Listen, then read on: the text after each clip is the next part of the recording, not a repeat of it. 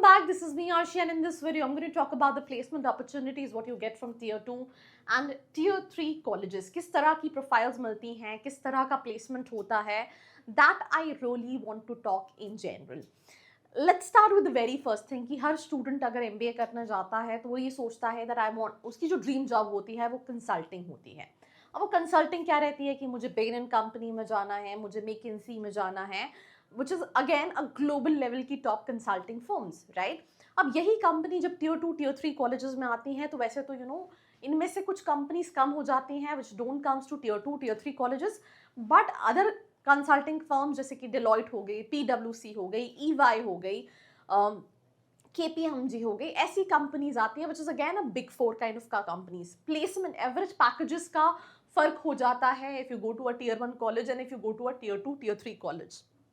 But ऐसा नहीं है कि आपके पास अपॉर्चुनिटी नहीं होती. आप डेलॉयट में काम कर सकते हैं, कंसल्टिंग का एक्सपीरियंस ले सकते हैं एंड इन फ्यूचर स्विच करके you can get into all those companies जहाँ पे आप एस्पायर कर रहे हो.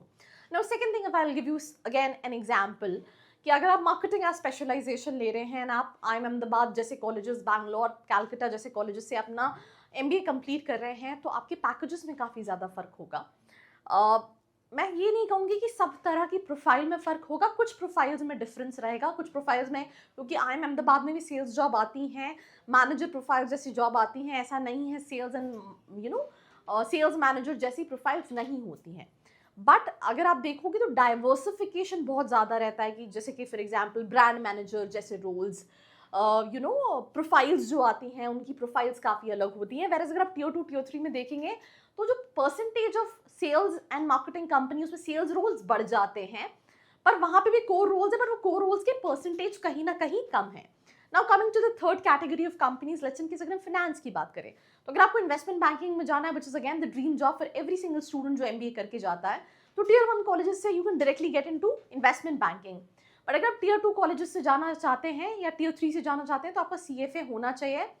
You can start with financial analyst जैसे रोल, रिसर्च एनालिस्ट जैसे रोल, एंड देन आप फ्यूचर में विद एक्सपीरियंस आप उस रोल्स पे जा सकते हैं. एंड अगेन पैकेजेस में डिफरेंस होता है.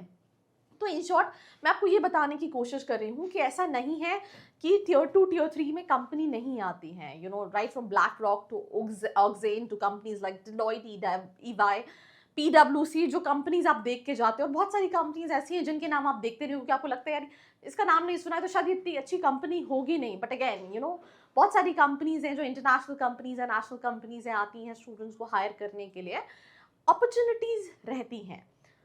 पैकेजेस में फ़र्क है. पैकेजेस में ऐसे भी फ़र्क है कि अगर कोई कंपनी डेलॉयट IIM अहमदाबाद जा रही है तो हो सकता है 30 लाख का पैकेज होगा. वही IIM डेलॉयट जो है वो अगर IIM काशीपुर जाएगी तो उसका पैकेज 20 लाख का हो जाएगा. तो वहाँ पे वो बच्चों के हिसाब से बाइफर्केशन कर रही होती है.